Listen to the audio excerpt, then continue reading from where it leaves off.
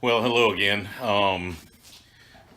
I today am hopefully going to complete the old EFI sniper install.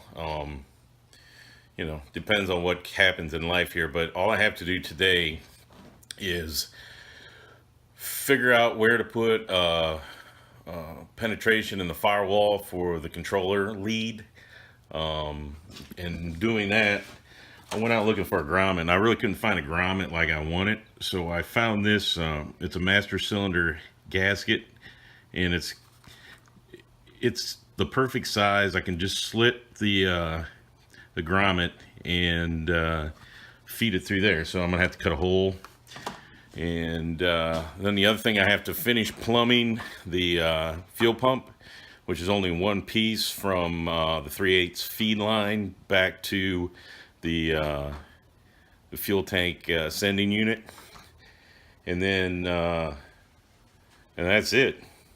Seems like it's real easy to say, but anyhow, so I got to do that, and then I can see if it actually turns on the system.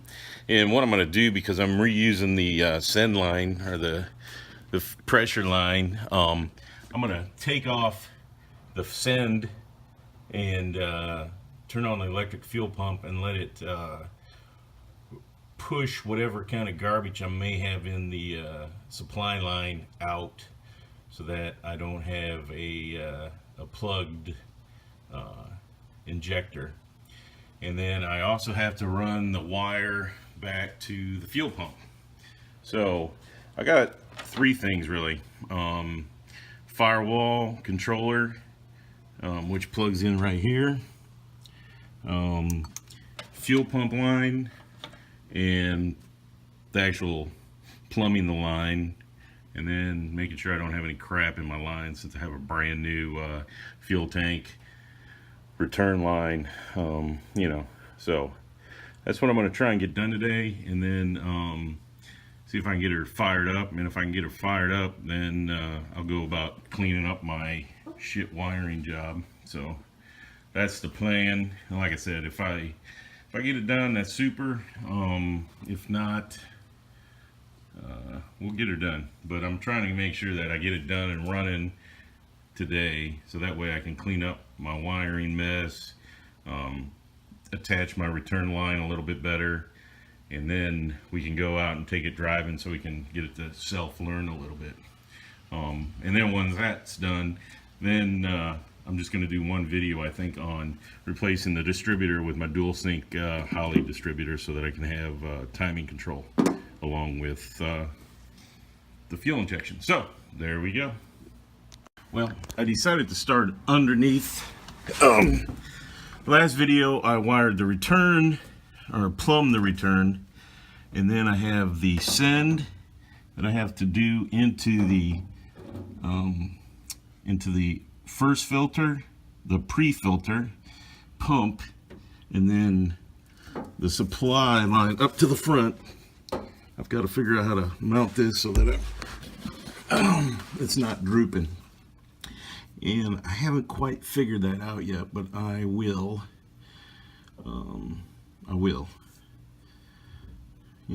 But so that's what I'm doing. I don't think you have to watch me hook it up.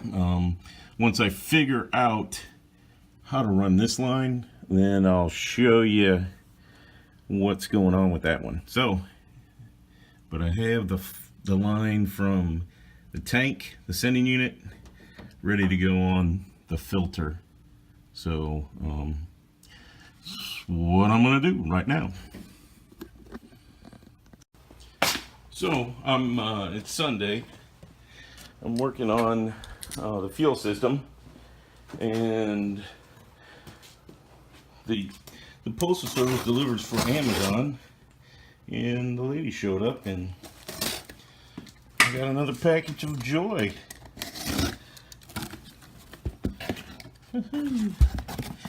It would be my differential fluid.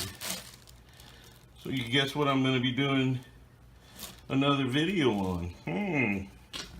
Sweet. So, not going to be today, probably be next weekend. Be another blog or another maintenance video, but we're getting there. I've got my sending unit hooked up to the pre-filter to the pump to the after filter, post filter, and then my pressure line going up to the front of the car. So I have that done.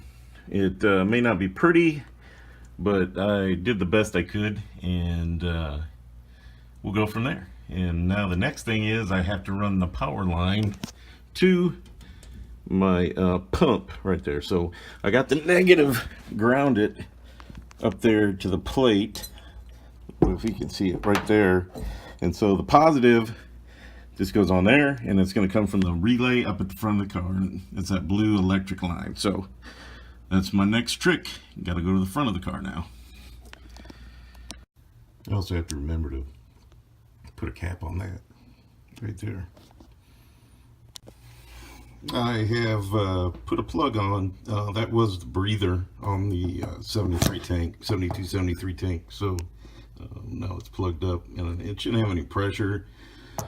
So I shouldn't need. I might put a hose clamp on it, anyways, if I find one. So there you go. So I think I'm done back here, except for the power.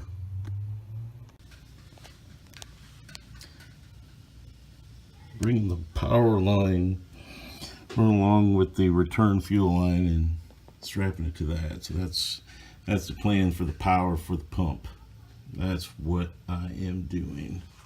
So I'll just continue on. All right. Well, I've got the power line for the pump all the way here. I just got to make it up, the connection, and I got it zip tied on the return fuel line all the way up, so it's supported, and that's all I got right now. So let me get that done.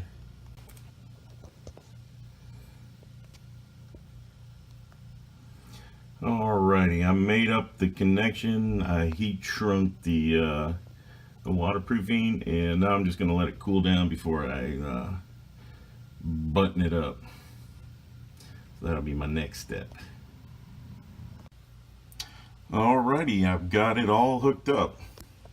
Praise the Lord and pass the ammunition. So we got it connected front to back, and I just got to clip off all my zip tie hangers, and then I'll go up and I'll figure out how to run my controller. So we're getting close. I need to connect the throttle pedal to the throttle body, so that's what I'm going to do next. It's basically just a ball that screws into the connector for the throttle blade, so I'm going to do that right now. On my carburetor I had on there, there's a stud. I was going to take that off, but then I realized another one came with the kit, so I'm going to put the one from the kit on. The ball attachment is a 7/16 on front and back, so I got to just do that. Alright, I got it on, and it seems to be adequate, so we'll move on from there. The next and final step is running that controller. Of course, the last thing I want to do so I can try it out is the hardest thing. I can't, I'm looking for a spot to drill the hole, and it's starting to look like I might have to come in underneath the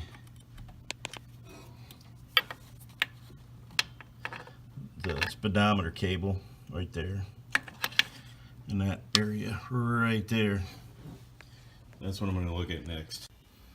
I think what I've decided to do is I'm going to put the hole right there in the corner of the floorboard, and that way I can run the line up alongside the air conditioner and over to the connector. So here we go. I drilled the hole on the floorboard, and then I'm going to feed it up and run it up the top of the carpet, and then cover it all up, and then bring it out, and probably, I don't know if I'm gonna mount it or put it just on the transmission hump, but that's what I'm doing. And then I've got my grommet that I cut. I'm gonna pass the controller wire through it so I can route it in the engine compartment, and it'll be sealed up. So that's what I got cooking. So I got my wire for the controller, gonna feed it through the hole, and then I'm gonna route that sucker up to the top, and it'll have a grommet through it, so I don't have to worry about chafing on the hole, and we'll go from there. It seems like it's gonna work. Crazy. Crazy, crazy, crazy. So let me go see if I can pull it up through the engine compartment. And there's the hole where it's coming out of. I'm trying to be careful so I don't scrape it on anything.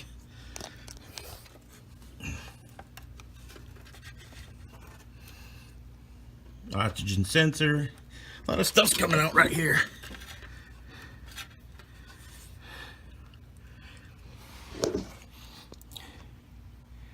Now the next trick is to get it up into the engine compartment from right here. So I don't know how I'm gonna go about doing that. I'll figure it out.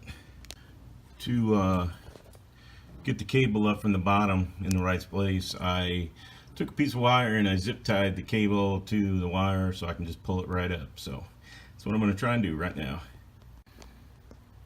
And I'll do it one-handed so you can see along with me if it worked out. And there it is. I got more than I bargained for. Woohoo! There we go. So now it's up here. I can plug it in if I can find. Oh, there it is. There it is. And lo and behold, it looks like everything will be connected, plumbed, wired. E-I-E-I-O. I just got to put the interior back together, and then we'll see if we have power to the fuel pump. So that's the next step. All right, let's see if something happens now. I have plugged in everything, got the battery connected. I just want to see if I can get the fuel pump to, and it should prime when I turn the key. And it's not doing anything. Nada.